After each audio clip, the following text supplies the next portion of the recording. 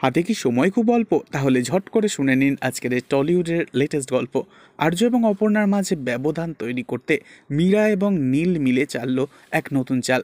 হ্যাঁ বন্ধুরা, আজকের এই টলিউডের লেটেস্ট আপডেটে দেখতে পাওয়া যায় নীল সে আচমকাই অপর্ণাদের বাড়িতে হাজির হয়েছে।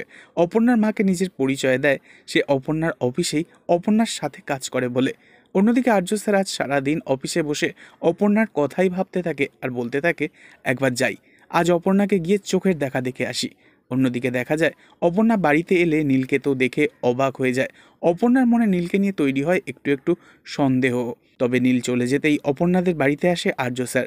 অপর্ণার মা আর্য স্যারকে দেখে তো ভীষণ খুশি হয় আর আনন্দে চোটে প্লেট ভর্তি করে খাবার সাজিয়ে এনে দেয় আর্য স্যারের মুখের সামনে।